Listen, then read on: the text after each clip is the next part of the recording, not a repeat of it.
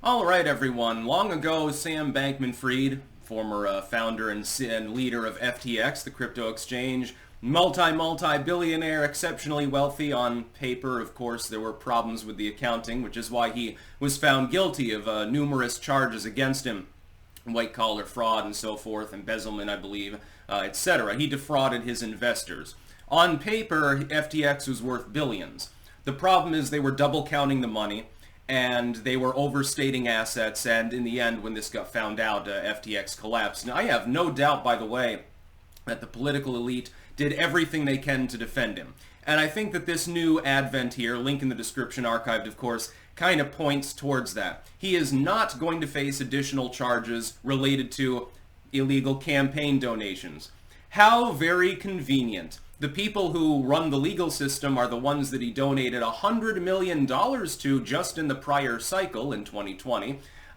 He was I believe, the second largest single donor within the election. I think Soros edged him out, if I remember correctly. Second largest. He donated $100 million, predominantly to Democrats, but also to a few uniparty Republicans, so Lisa Murkowski and the others. Well, I guess we don't have to look into those donations or get that money back because he's not going to be charged with anything. They decided not to add these charges. They were spliced from the initial charges. They wanted a quick trial. But the reason for that was, publicly they're saying, well, we want to expedite this, get it over with so people can have justice. That's not why they're doing it. It's because of who those illegal donations were towards. If you charge him with those counts, with those crimes, including foreign money entering politics, it becomes bad for the political elites that he donated to. It becomes bad for Joe Biden. It becomes bad for Lisa Murkowski. It becomes bad for Chuck Schumer, etc., Nancy Pelosi, etc. Well, that would cause a stir on Capitol Hill now, wouldn't it? And the Republicans narrowly control the House and might actually try to investigate things because, for the most part, none of them took any of Sam Bankman-Fried's money.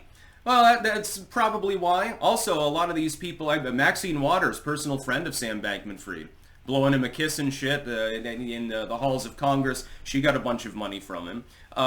You're never going to see that money back. I think a handful of the people he donated to have returned the money. It's not most of them, though. It's only a few of them. So, basically tens of millions of dollars were embezzled from FTX investors and arguably from taxpayers as well. And now there's not going to be any recourse for it. This is just to protect the political elite. This is not about expediting the trial so that people can see justice quicker. Yeah, I'm sure he'll spend an extended period of time in a low-security, cushy facility like Ghislaine Maxwell is at. I'm sure that sucks for him. And how much is he going to serve in the end? When he'll get a slap on the wrist punishment, probably. He's still away. Technically, FTX is bankrupt. Do you think that he doesn't have any laundered assets tied up on foreign shores that he can resort to? You think his prison commissary will ever be empty? The entire political elite will be defending him throughout his prison stay anyway. He's got friends in high places. He doesn't have to worry about getting whacked unless they decide to shut him up. It would be like Sam Bankman-Fried did not kill himself. Why would you bother? He's going to be in like a 3-room suite of a cell with its own jacuzzi and shit like that, probably. If they do throw the book at him so that he gets fucked in the ass, we'll know that he probably will get Epstein because he knows too much. He was rubbing elbows with the entirety of D.C. for a protracted period of time. Some of these people probably knew about the business fraud going on. That's the other reason they don't want to charge him. What about when you have to bring in witnesses? Do they really want to fuck with Maxine Waters or Nancy Pelosi and drag them into to court when they've already got him dead to rights on a half a dozen other charges that could lead to like 50 years in prison? They'll sweep it under the rug, out of sight, out of mind, and then they'll wait till the public inevitably stops caring about the story. They'll stop talking about it within weeks. There will be some of us who will be like, hey, there's shady shit going on, and I'm sure that years later you'll find additional evidence of shady shit having gone on, but you'll never get legal closure for the campaign finance violations or the foreign money being laundered into our political system, mainly from China. You'll have no closure on that. And we're supposed to just smile and say, well, at least in the end he got found guilty of defrauding his investors. I don't think that they'll throw the book at him, though. I think that he'll end up with some of his time off anyway. Good year served, and time off for good behavior, And, you know, he a good boy, he decided to go to the prison chaplain, and he became, like, you know, the altar boy, and, you know, so that he didn't have to bend over like other altar boys generally tend to do. And he's getting his shit together. He's really, really sorry. We think he's rehabilitated, and 10 years later he'll be out, having spent those 10 years probably just making more money in the process. Again, because do you think that there are no assets? He said, well, I mean, just in case I get caught, I got all these friends to protect me. Maybe I'll put some of these assets off to the side. They're not mine anymore. I gave them to somebody else, and just, you know, clean the books up a little, make it look totally normal.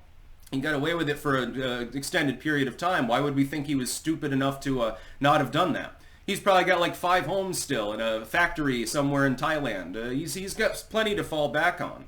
Again, he's got the friendship of half of DC.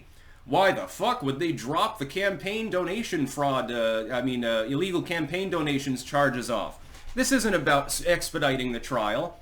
Well, let's get things going, boys. You know, we've already got him on these charges. Let's just, you know, we'll leave it at that. No. It's to protect the political elite. To the tune of, in one cycle alone, $100 million. That's just one cycle. I don't even know how many donations he made before or after 2020. I'm sure that there were some that were handed out like candy, basically. Hey, I'm basically bribing you. Here's $10 million for your re-election bid. Don't investigate me. Here's $10 million for your re-election bid. Talk to the prison warden ahead of my stay, please. He's owed a bunch of favors and shit. They're either going to off him, or they're going to make sure that he's got a cushy, short time in a low-security facility. He gets out, and he probably goes right back and does the same thing. Oh, he won't be able to engage in that kind of business fraud, but I guarantee somehow Sam Bankman-Fried is going to end up with one of his friends in high places, renting him out a penthouse, or he'll have a McMansion, and he'll find a way to make more money. Because he's still going to be a thief and a fraud when he gets out. He's not going to be rehabilitated because, I mean, he was completely callous in how he was doing it before. And I wonder why he never got investigated to begin with, because he was doing it for years. All of these, look at all the money he's got. Look at all of these weird accounts. Something's fishy. But we're not going to look into it for a number of years, because he's pumping the money into DC. That's about all. Peace out.